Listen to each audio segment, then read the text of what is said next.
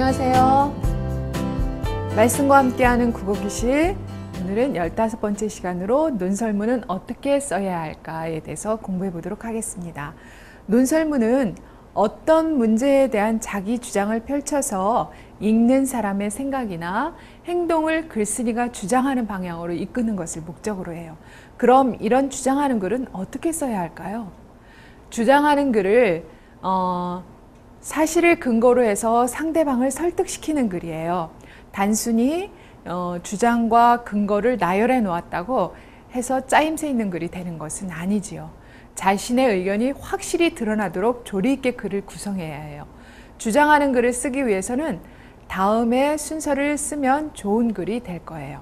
자, 논설문을 쓰는 차례에 대해서 알아보도록 할게요. 첫 번째는 주제를 정해야 돼요. 먼저 적절한 글의 주제를 정해야 돼요. 그럼 주제란 뭘까요? 그 글에서 내세우고자 하는 중심 생각을 말하는 거예요. 따라서 주제는 읽는 이가 쉽게 알아차릴 수 있게 명확하게 해야 해요. 내가 이야기하고 싶은 것이 무엇인지 곰곰이 생각해보고 주제를 정해야 돼요. 주제를 정할 때는 많은 사람들이 관심 있어 하거나 내가 잘 알고 있는 내용으로 하는 것이 좋아요. 또한 구체적이면서도 독창적인 내용으로 정하는 것이 좋지요. 자기의 생각이나 의견을 남에게 주장하는 것을 목적으로 하는 논설문에서는 가장 중요한 것은 주제라고 할 수 있어요. 그래서 주제가 뚜렷한 논설문은 사람의 마음을 움직일 수 있어요.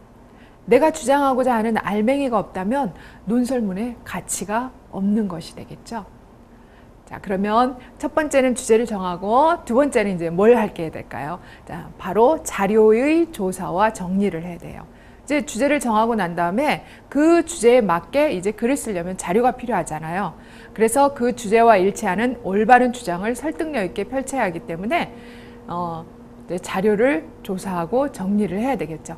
그저 추상적이고 상식적인 주장을 내세우면 상대방에게는 공감을 주기가 어려워요. 설득력 있는 주장을 펴기 위해서는 보다 구체적인 사실, 중요한 자료의 통계 등을 조사하여 그것들을 본론에 제시해 주는 것이 좋아요.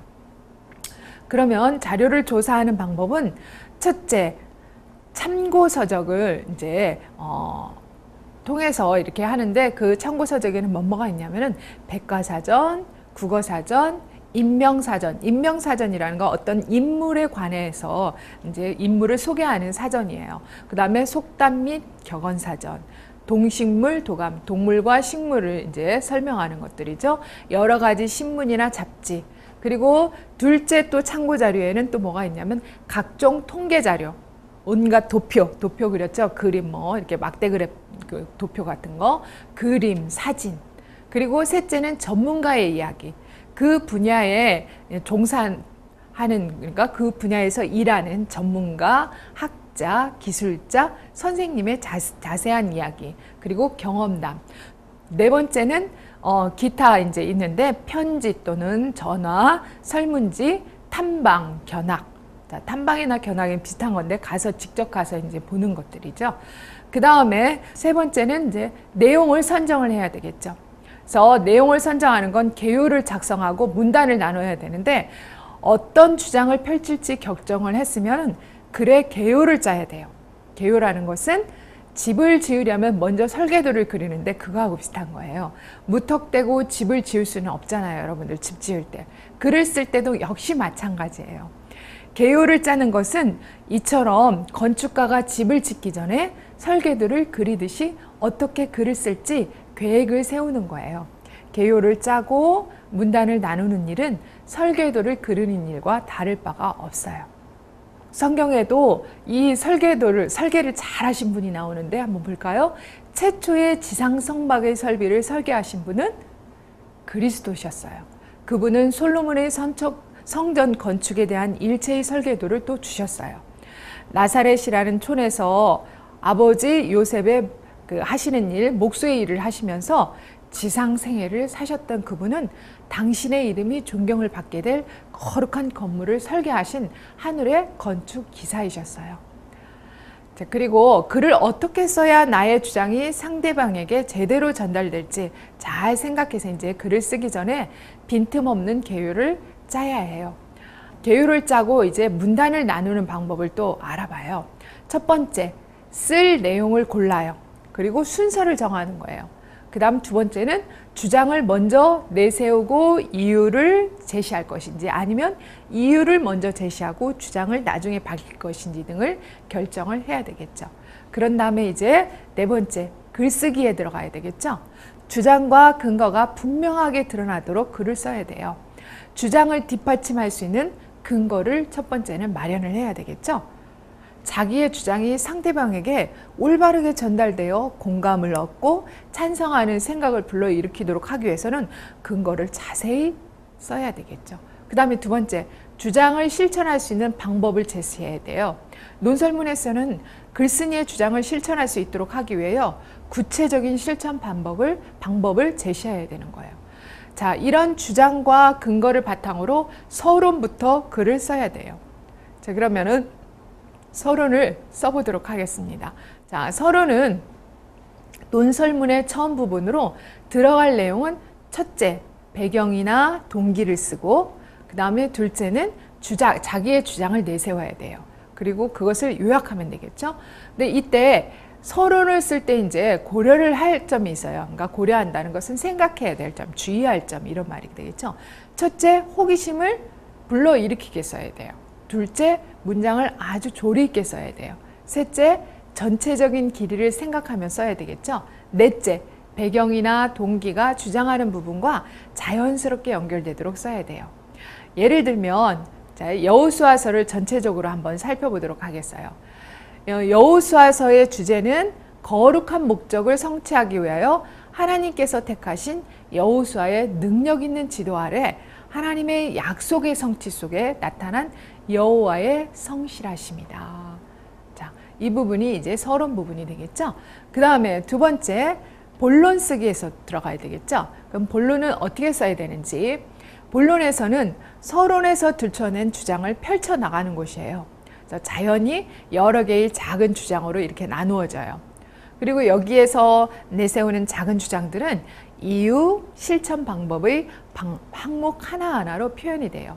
본론은 이유 쓰기, 실천 방법 쓰기, 근거 쓰기를 쓰는 곳이에요. 그럼 또 한번 이제 여호수아서에 대해서 본론 부분 볼까요? 모세가 죽었을 때 하나님은 여호수아를 준비하고 계셨다. 모세가 애굽의 바로 앞에 서기에 가장 적절한 인물이었다면 여호수아는 가나안 족속들 앞에 서기에 가장 적합한 사람이었다. 하나님이 사람을 선택할 때 다음에 네 가지 요소를 기준으로 삼았다. 첫 번째, 그 사람의 기질과 성향. 여호수아는 군대를 잘 통솔하는 재능을 타고났다. 그는 용맹스럽고 확고했으며 강력한 영향력을 행사했다. 그 다음 두 번째, 전에 받은 훈련. 여호수아는 이미 40년 동안 모세 밑에서 책임 있는 지도자로서 이 봉사를 해왔어요. 그리고 훈련과 경험은 굉장히 중요하다는 거죠. 요긴하다는 것은. 그 다음 세 번째, 그 사람의 평판. 그 사람이 다른 사람으로부터 어떤 평가를 얻는가. 그와 갈렙만이 인기 없는 대의를 위해 일어섰죠. 그 내용은 다 알죠? 자, 12명의 그 정탐꾼을 보냈는데 10명은 다 가나안 땅에 들어갈 수 없다. 그곳의 족속들은 너무 등치도 크고 키도 커서 우리는 감히 그들과 싸울 수 없다 했지만은 여호수아와 갈렙만이 우리는 싸울 수 있다. 여호와께서 우리를 도와주시니 우리는 할 수 있다. 이렇게 말했던 분이잖아요. 그 다음에 네 번째, 달성한 과업. 그러니까 앞으로 이루어야 될 그 일이죠. 가나안 족속들을 내쫓기 위해서는 군인이 필요했죠. 왜냐하면 가나안 땅에는 아무도 없고 그냥 이스라엘 백성이 들어가는 게 아니고 가나안 족속들이 많이 있었어요. 그들을 다 내쫓아내기 위해서는 군인이 필요했던 거예요. 사람과 필요가 서로 일치해야 한다. 따라서 여호수아서는 모세오경의 연속이요 결론이기 때문에 모세오경과 분리하여 생각해서는 안 된다. 여호수아서가 모세오경과 관련됨은 어느 면에서 사도행전이 내 복음서와 관련된 것과 같다. 복음서는 기독교의 입법자이신 예수 그리스도의 봉사에 대한 기록이라면 모세오경은 대부분 당시 이스라엘을 위한 하나님의 대표자여 입법자인 모세의 봉사에 대한 기록이다. 사람들이 성령의 지도를 받는 것을 만족스럽게 생각하는 동안에는 초기 교회는 번영하였었다. 마찬가지로 여호수아와 이스라엘이 하나님을 전적으로 의지하고 있는 한 가나안 정복은 전진하였다. 자, 본론 부분을 이제 또 본론 쓰기를 해봤어요. 이때 본론 부분을 쓸 때 주의해야 할 점이 있는데요. 첫 번째, 논리 정연하게 이야기를 전개해야 돼요. 그 다음 두 번째, 타당한 이유를 들어서 주장을 해야 되겠죠. 그 다음 세 번째, 실천 방법을 구체적으로 적어야 돼요. 그리고 네 번째, 다양한 근거 자료를 활용해서 해야 돼요. 그리고 다섯 번째, 본론은 서론이나 결론보다 길게 써야 된다는 거. 자, 그 다음 결론 쓰기로 들어가 볼까요? 자, 결론에서는 본론에서 펼친 이유나 방법 등을 요약하고 주장을 다시 한번 강조하여 마무리하는 것이에요. 그래서 결론을 쓸 때일 때 일단 주의해야 할 점은 첫 번째, 앞에 쓴 내용을 확인을 해야 되겠죠. 자, 본론에서 있는 내용들을 서론과 본론의 글을 다시 한번 읽어보아 요점을 조리 있게 정리하면 되겠죠. 그 다음 두 번째, 문장을 간결하게 써야 한다. 문장을 길게 늘여서 쓰면 연결이 되지 않을 뿐 아니라 요지가 흐릿해져요. 그리고 세 번째, 결론 부분 전체의 길이가 길지 않도록 해야 되죠. 결론은 길게 쓰면 안 돼요. 자세한 이야기는 이미 본론에서 다 되었기 때문에 요점만 간추리고 주장만 넣으면 되는 거죠. 자, 그럼 결론 부분을 또 볼까요? 하나님께서는 항상 인간 대리자들을 통하여 일하시는데 그들은 여러 해 동안 훈련받은 지도자들로 자질을 갖추었으나 그들 자신의 무가치함을 자각하는 자, 스스로 깨닫는 자들이다. 그와 같은 자들이 그들 자신의 지혜를 신뢰하고 하나님을 온전히 의지하지 않을 때 많은 잘못들이 생긴다. 아이성의 사건이나 기브온 백성과의 관계가 그런 것들이다. 생명을 잃고 하나님의 사업이 지연되었으나 겸비한 마음을 가지고 드러난 죄를 과감하게 처리할 때 승리는 확실하였다 라고 돼 있어요. 그 다음 이제 마지막으로 글 다듬기가 있어요. 어울리지 않는 내용이나 빠진 내용은 없는지 다시 한번 살펴봐야 돼요. 글을 다 썼다고 해서 끝 하는 게 아니고 다시 한번 자세히 살펴보면서 다듬어야 돼요. 두 번째, 맞춤법에 맞는지, 글자가 이제 맞춤법에 맞게 쓰였는지, 띄어쓰기가 잘 됐는지, 또 문장 보호를 정확하게 썼는지 이런 거를 살펴봐야 되겠죠. 그 다음 세 번째는 자신의 생각과 반대되는 사람의 입장에서 글을 읽어볼 때 문제점이 없는지 확인한다. 그러니까 자기의 주장한 내용이 혹 이것을 반대하는 사람들이 뭔가 이상하다고 생각하는 것이 없나 확인을 해보는 거죠. 자, 이상 내용을 한번 정리하면은 이제 서론, 본론, 결론을 전체적으로 볼까요? 여호수아서의 주제는 거룩한 목적을 성취하기 위하여 하나님께서 택하신 여호수아의 능력 있는 지도 아래 하나님의 약속의 성취 속에 나타난 여호와의 성실하심이다. 모세가 죽었을 때 하나님은 여호수아를 준비하고 계셨다. 모세가 애굽의 바로 앞에 서기에 가장 적절한 인물이었다면 여호수아는 가나안 족속들 앞에 서기에 가장 적합한 사람이었다. 하나님이 사람을 선택할 때 다음에 네 가지 요소를 기준으로 삼았다. 첫 번째, 그 사람의 기질과 성향. 여호수아는 군대를 잘 통솔하는 재능을 타고났다. 그는 용맹스럽고 확고했으며 강력한 영향력을 행사했다. 두 번째, 전에 받은 훈련. 여호수아는 이미 40년 동안 책임 있는 지도자로서 봉사해왔다. 훈련과 경험은 요긴하다. 그 사람의 세 번째, 평판. 그와 갈렙만이 인기에 없는 대의를 위해 일어섰다. 네 번째, 달성할 과업. 가나안 족속들을 내쫓기 위해서는 군인이 필요했다. 사랑과 필요가 서로 일치해야 한다. 따라서 여호수아서는 모세오경의 연속이요 결론이기 때문에 모세오경과 분리하여 생각해서는 안 된다. 여호수아서가 모세오경과 관련됨은 어느 면에서 사도행전이 네 복음서와 관련된 것과 같다. 복음서는 기독교의 입법자이신 예수, 입법자라는 건 법을 만드신 분이에요. 예수 그리스도의 봉사에 대한 기록이라면 모세오경은 대부분 당시 이스라엘을 위한 하나님의 대표자여 입법자인 모세의 봉사에 대한 기록이다. 사람들이 성령의 지도를 받는 것을 만족스럽게 생각하는 동안에는 초기 교회는 번영하였었다. 마찬가지로 여호수아와 이스라엘이 하나님을 전적으로 의지하고 있는 한 가나안 정복은 전진하였다. 하나님께서는 항상 인간 대지자들을 통하여 일하시는데 그들은 여러 해 동안 훈련받은 지도자들로 자질을 갖추었으나 그들 자신의 무가치함을 자각하는 자들이다. 그와 같은 자들이 그들 자신의 지혜를 신뢰하고 하나님을 온전히 의지하지 않을 때 많은 잘못들이 생겼다. 아이성의 사건이나 기본 백성과의 관계가 그런 것들이다. 생명을 잃고 하나님의 사업이 지연되었으나 겸비한 마음을 가지고 드러난 죄를 과감하게 처리할 때 승리는 확실하였다. 네, 여기까지 결론 부분으로 이제 끝이 났죠.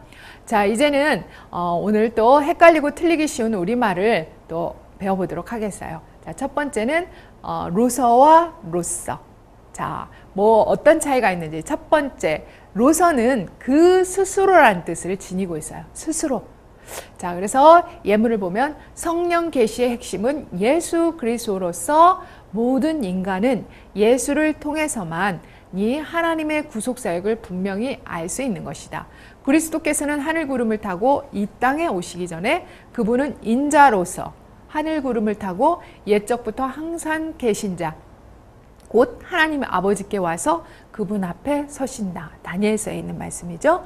그 다음에 두 번째, 로서는 어떤 의미로 사용되나요?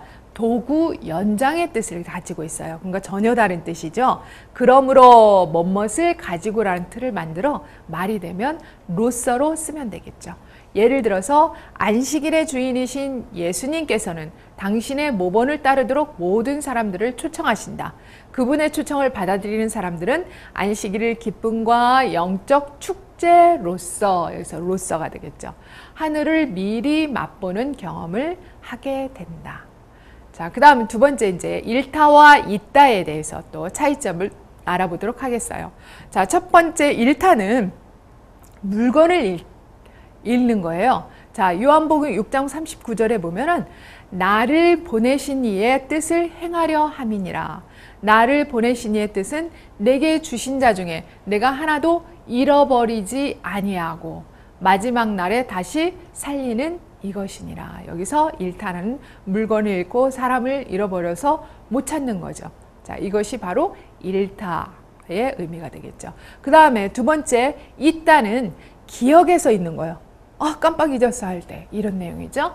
자, 야고보서 1장 25절에 자유하게 하는 온전한 율법을 들여다보고 있는 자는 듣고 잊어버리는 자가 아니요 실행하는 자니 그대로 그 말씀을 듣고 행한다는 거죠. 이 사람이 그 행하는 일에 복을 받으리라 라고 돼 있죠. 자, 어때요? 이제 정확하게 좀 알았죠? 우리 친구들. 자, 오늘은 여기까지 수업을 마치도록 하겠습니다. 자, 안녕히 계세요.